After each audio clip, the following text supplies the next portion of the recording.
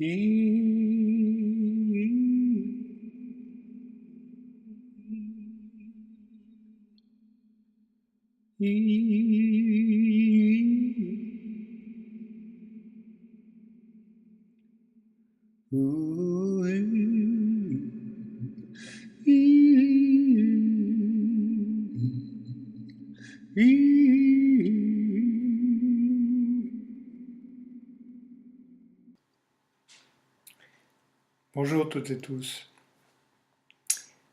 J'aimerais vous partager ce qui m'a amené aujourd'hui à vous proposer des stages sur apprendre à être dans la communication subtile de l'amour avec la nature. Alors, ce qui m'a amené là, c'est mon expérience déjà de plusieurs prises de conscience de l'unité, donc de plusieurs éveils, qui m'a amené à vérifier, à rencontrer l'unité dans divers postes de nos vies.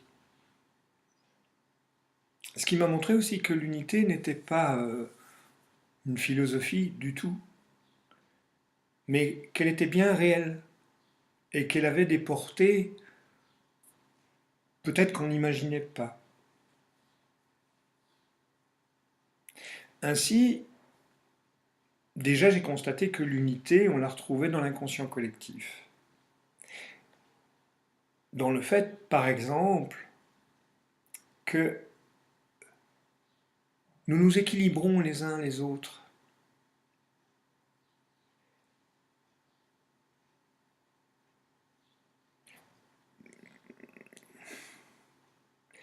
Si quelqu'un est trop dans quelque chose, ça va être compensé autrement. C'est pour ça que certains sages disent sûrement que quand une personne fait un pas en avant, tout le monde fait un pas en avant et vice-versa. Quand une personne fait un pas en arrière, tout le monde fait un pas en arrière. C'est pour ça aussi qu'on constate dans la systémie que quand il y a un élément du système qui est touché, ça agit sur l'ensemble des éléments du système. Tout cela, c'est l'unité. On peut retrouver cette unité aussi dans l'équilibre écologique.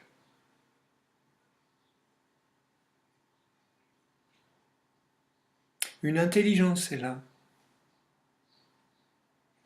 Je pourrais dire qu'elle veille, ça. Est-ce que c'est vrai, est-ce que c'est pas vrai? Je ne sais pas. Mais une intelligence est là.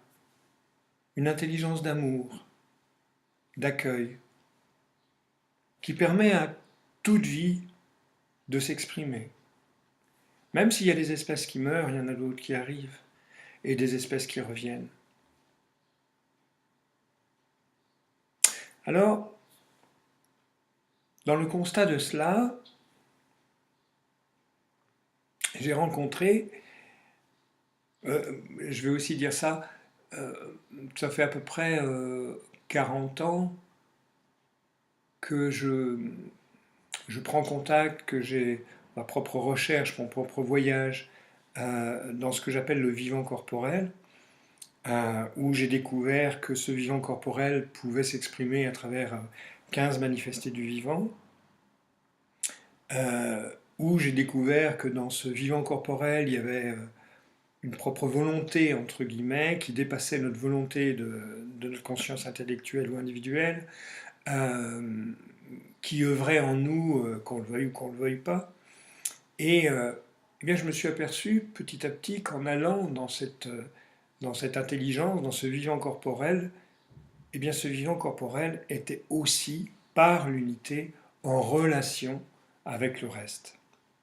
Ainsi, en novembre dernier, 2016 donc, nous avons acheté, ma compagne et moi, un petit sapin, moi, pour Noël. Et alors je vais vous passer les détails, hein, parce que ça serait trop long, mais Ce qu'on a pu remarquer, c'est que, eh bien, ce sapin, à sa façon, nous parlait. Alors ce qui a été troublant, c'est que ce qu'il nous racontait, à travers nos perceptions, c'est que nous avions les mêmes réceptions, ma compagne et moi, sans que nous nous concertions. Les perceptions qu'on pouvait avoir, elles pouvaient être au même moment, mais aussi en différé. Donc elles pouvaient avoir une information précise sur quelque chose à un moment donné, et moi, sur, sur cette même communication, d'autres éléments. Et ça nous a vraiment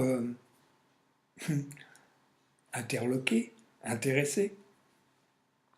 Ce qui fait qu'on a commencé à investir l'idée et l'expérience et le voyage.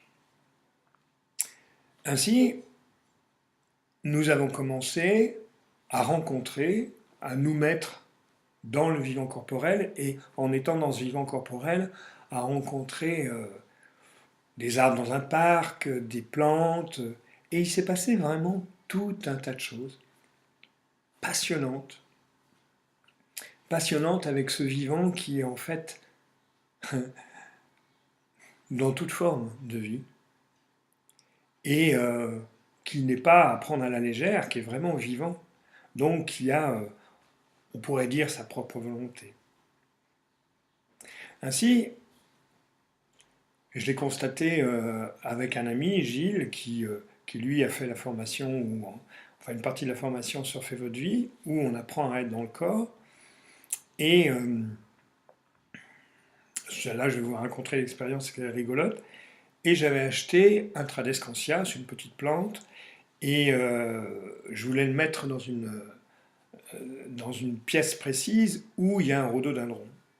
Et avant d'acheter cette plante, que j'avais vue auparavant et qui me plaisait bien, j'avais perçu dans la pièce, en pensant au Tradescantia que j'allais ramener, j'avais perçu que le rhododendron n'aimait pas du tout l'idée. Alors j'étais à ce moment-là dans la pièce avec ma compagne, qui avait perçu la même chose, et alors on a commencé à dialoguer avec le rhodo. Il dit écoute, j'ai envie de mettre cette plante, quoi. Et on a senti qu'il voulait bien essayer, mais qu'il était un peu dans la réticence. Et puis on avait mis un pothos dans le coin où j'allais mettre le Tradescantia. Et, et quand on a descendu le pothos dans une autre pièce, donc on a 3 étages dans une autre pièce, on a senti que le pothos était content. Donc on a pensé, on en a déduit que vraisemblablement le rhododendron envoyait de l'énergie négative pour se défendre au pothos. Et alors, j'arrive avec le Tradescantia, j'étais avec mon ami Gilles, on monte dans l'escalier, premier étage, et on sent le Tradescantia vraiment, moi je le sens, en réaction, dans la peur. Et Gilles, je lui dis rien, Gilles me dit, bah, ton Tradescantia il a peur. Ah, il perçoit la même chose, dit, ok. Et puis bah, je lui dis, écoute, on va essayer, on va s'amuser. Et puis je vais dans une des chambres du premier étage, et là on sent que le Tradescantia, arrivé dans une pièce, était complètement calme, complètement en accord. Alors on a trouvé ça assez rigolo, on a été dans la deuxième pièce, il était moins en accord, on reprend l'escalier, la peur revient, on va dans le bureau au deuxième étage, ça allait à peu près, et puis quand on rentre dans la pièce, en fait c'est mon cabinet, où il y a un rhododendron, là on a senti les deux plantes rentrer en communication. C'était vraiment fort, c'était clair, il y avait pas à en douter. Et lui comme moi, on a senti ça sans tout de suite, sans s'en concerter. Et, et voilà, je trouvais ça intéressant. Et ensuite, cette expérience, de diverses façons, s'est multipliée. Par exemple, avec une personne qui a eu l'information d'une rose qui lui disait, d'un rosier, qui lui disait qu'il avait besoin d'engrais. Par exemple, une fois j'étais chez quelqu'un qui a des orchidées, et il y avait une partie des orchidées, c'était des orchidées malades qui étaient mises dans un coin, Et en me mettant dans le vivant corporel, j'ai eu une grimace qui est venue, et j'ai dit à la personne, bah, votre orchidée, elle a été empoisonnée par les racines par un parasite. Elle m'a dit, c'est exactement ce qui s'est passé. Donc, toutes ces perceptions, toutes ces constatations m'ont fait dire déjà que j'étais pas fou, qu'il y avait réellement quelque chose qui se passait. Puis je l'ai entendu aussi chez des collègues, chez des amis qui vivaient des expériences un peu similaires. Et j'ai trouvé ça vraiment passionnant. Alors ça nous a amené, moi et un ami, donc Guy Bélinger, qui est permaculteur et maître composteur, à proposer avec des personnes qui avaient fait la formation Surfer votre vie et donc appris à aller dans le corps et dans le monde intellectuel, donc de passer de l'un à l'autre. On a fait une journée jardiner dans l'amour où on s'est amusé à planter des plantes, à écouter les plantes entre elles, en étant dans le corps ou pas dans le corps. Et on a vu qu'il y avait une différence. Et on a vu qu'il y avait quelque chose qui se passait entre notre vivant corporel et elle, à partir du moment où on y faisait attention. Alors ce que je trouve très très beau là-dedans, c'est pour ça que j'ai appelé ça aussi ça dans l'amour, c'est que ça nous pousse au respect de la vie, plus que de l'ego, au respect de ce qui se présente, au plaisir de constater ce qui est et d'aimer ce qui est comme c'est. Donc respect, ça nous amène aussi à l'humilité de constater qu'il y a quelque chose qui est beaucoup plus grand que notre volonté et que notre désir que les choses soient comme elles sont et pas comme on voudrait qu'elles soient et pas comme elles sont. Nous pousser à la patience, à la persévérance et à la douceur. Et ce que je viens de vous citer, c'est en fait les 5 vertus de l'amour. Dans la formation Apprendre à être en communication subtile de l'amour avec la nature, vous sont proposés 4 stages. Le premier, qui est en fait l'initiation, se nomme rencontrer la communication subtile entre sa nature corporelle et la nature végétale et en bénéficier. Dans ce stage d'initiation, vous pourrez apprendre à rentrer en contact avec votre vivant corporel, ce qui demande de séparer le monde intellectuel et le monde du vivant corporel. Et donc, à travers des exercices, je vous apprends cela avec mon ami Guy Mélinger. Donc, vous allez avoir plusieurs exercices, et en plus, à un moment donné, à partir du moment où ce passage est acquis, donc ça peut être le 2e jour ou au milieu du 2e jour, suivant le groupe, eh bien,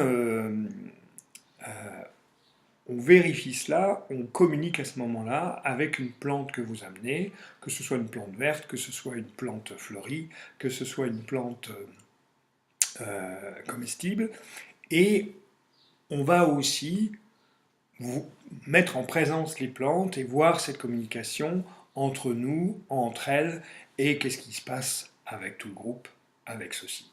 Voilà, ça c'est le premier stage, c'est un stage d'initiation qui vous donne en plus l'accès au premier sous-module de la formation Surfer votre vie, qui en fait apprend à passer du monde corporel au monde intellectuel, et c'est une occasion que je vous offre pour bien mettre en place et bien ancrer et bien intégrer la possibilité de passer du vivant corporel au monde intellectuel. C'est pas si évident que cela, parce que notre ego nous en empêche fortement.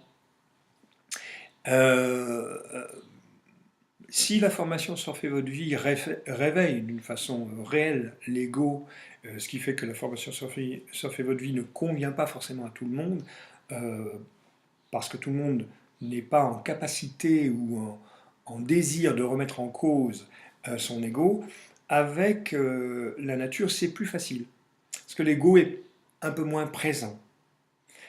mais ça demande d'être quand même dans les 5 vertus de l'amour. Et donc dans l'humilité, dans le respect de la vie, dans la patience, dans la persévérance et dans la douceur. Donc de contacter ces qualités-là.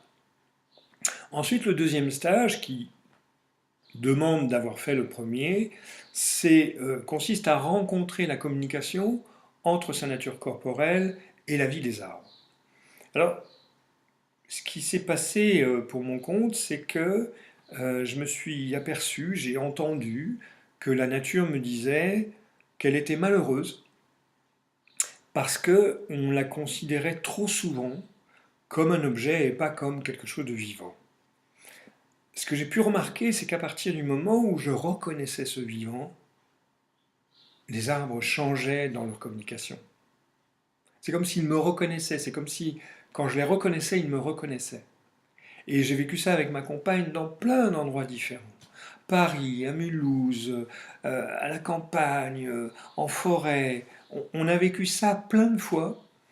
Et, euh, et alors, ce qui est étonnant, c'est qu'il y a vraiment des arbres qui souffrent, ça je peux vous le dire. Et, euh, et à partir du moment où j'entendais cette souffrance, il y avait quelque chose qui se restaurait. Et, euh, et donc j'ai décidé de faire ce stage-là pour donner la possibilité aux personnes, je vais dire un grand mot, de soigner les arbres, c'est-à-dire de les entendre et de leur permettre euh, de garder leur vie et de nous les changer. Et ce que j'ai pu constater, c'est qu'à partir du moment où j'avais fait ça avec quelques arbres, tous ne m'ont pas rendu cela, mais certains m'ont donné des communications, m'ont ouvert une porte, si je peux dire, que j'aurais pas pensé. C'est des sages. C'est un arbre qui a 100, 150 ans, 200 ans, ça a on pourrait dire une âme incroyable, ça a un vécu, ça a un potentiel très très fort. Maintenant, vous trouvez cela aussi dans la plus petite plante, avec des degrés plus subtils, plus légers. Donc, dans ce deuxième stage, nous allons rencontrer le vivant des arbres et parler avec ce vivant, le restaurer si besoin et bénéficier de ce que ces arbres peuvent nous donner à travers la communication.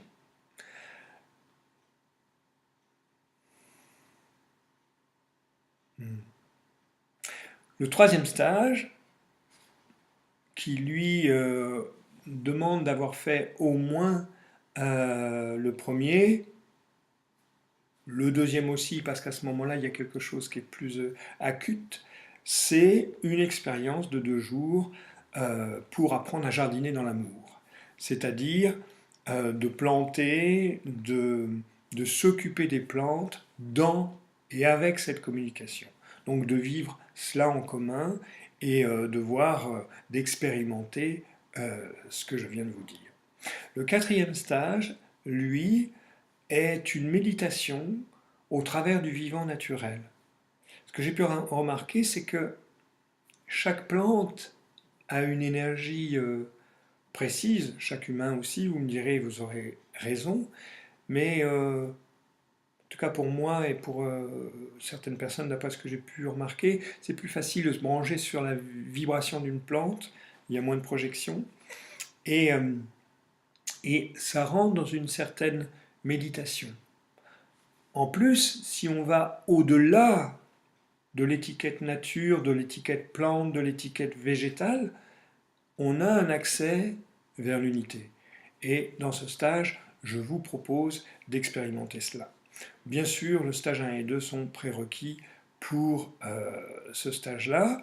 Ensuite, nous allons organiser, et avec un troisième larron qui s'appelle Abdel, qui lui connaît bien la région de Ferrette, nous allons organiser des trekkings dans des endroits particuliers où on pourra exercer, pratiquer cette communication subtile dans l'amour avec le lieu où l'on sera, euh, dans une balade et dans un certain silence.